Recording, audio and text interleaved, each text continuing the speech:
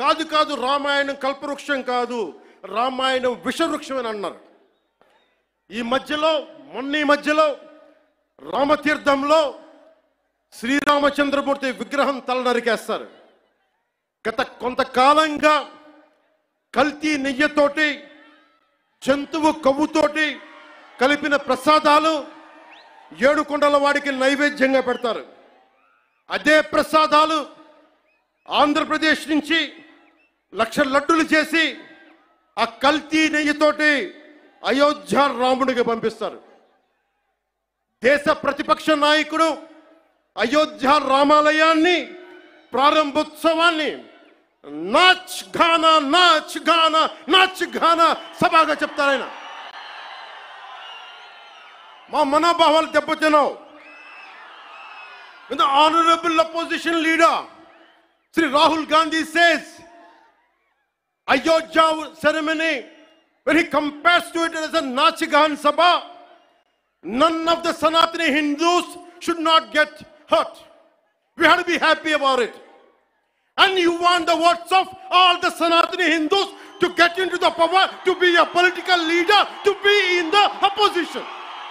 And you want all the votes of Sanatani Hindus. But you don't respect Lord Rama. You might hate Modi ji.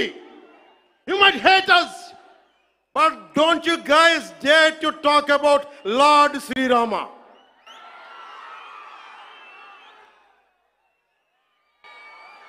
మన హిందువులుగా మనం బాధపడకూడదు.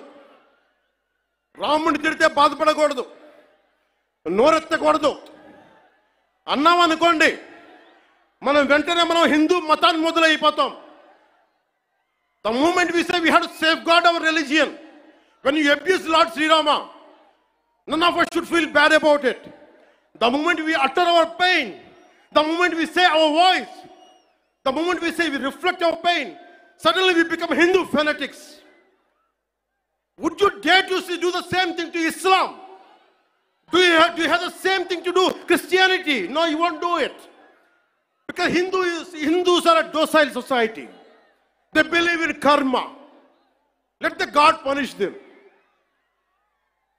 Let me tell you, we are deeply hurt.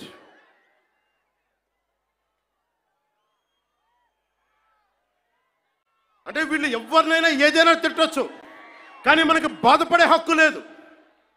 బాధని వ్యక్తపరిచే హక్కు అంతకన్నా లేదు. భారతదేశంలో secularism అంటే హిందూ ధర్మాన్ని దూషించు, అపహాస్యం చేయి, అన్య మతాలను వెనకేసుకొస్తే అది true secularism according to the so called pseudo secularist. So called secularist, what they say, you abuse Sanatana Dharma. Not even a word against Islam, not even a word against Christianity. You won't dare to do it. That's the definition of secularism for you people. దశాబ్దాలుగా చూస్తున్నాం, ఇదేం కొత్త కాదు. చట్టాలు కూడా పనిచేస్తాయా? చట్టాలు కూడా ఎలా పనిచేస్తాయంటే సనాతన ధర్మాన్ని పాటించే వారిపై వైపు నిర్దాక్షిణ్యంగాను, సనాతన ధర్మం పాటించే వారి వైపు చట్టాలు ఎలా పనిచేస్తాయంటే నిర్దాక్షిణ్యంగా పనిచేస్తాయి. అన్య ధర్మాలు పాటించే వారిపై ఎక్కువ మానవత్వం, దయ చూపిస్తారు. ఇంకా దూషణ చేసే వారికి కోర్టులు రక్షణ కల్పిస్తాయి. అయిన వాళ్ళకి ఆకులు, కాని వాళ్ళకి కంచాలు. ఇప్పుడు అది కూడా పోయింది, ఆకులు కూడా పోయింది, చేతుల్లో పెట్టి నాక్కోమంటున్నారు సనాతన ధర్మం ప్రాక్టీస్ చేసేవాళ్ళు. ఇదన్నా సరదాగా చెప్పట్లా.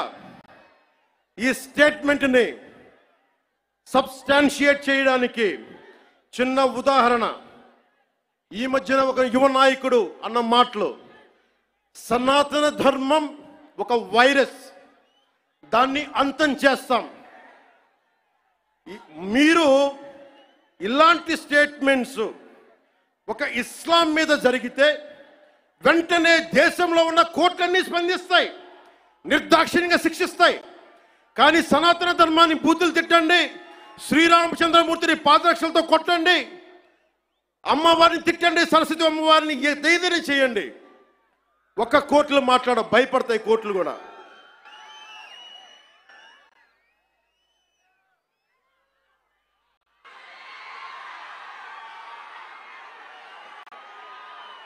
This is a classic case of justice.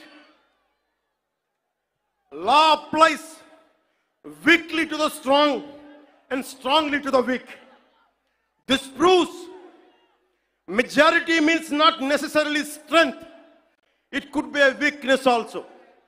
Because secularism is one way, not two way, according to the so-called pseudo-secularists.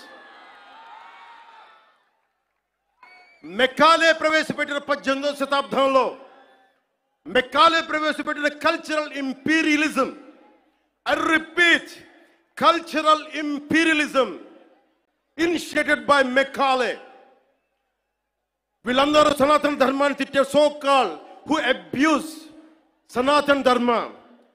You are the descendants of Macaulay.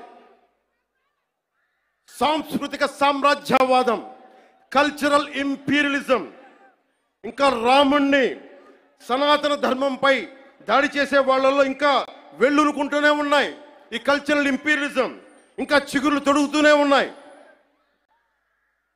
సనాతన ధర్మం మీద, హిందూ దేవతల పైన దాడి చేసే సెక్యులరిస్టులకి అగ్రరాజ్యాల్లో ఉండే in God we trust, God save the king,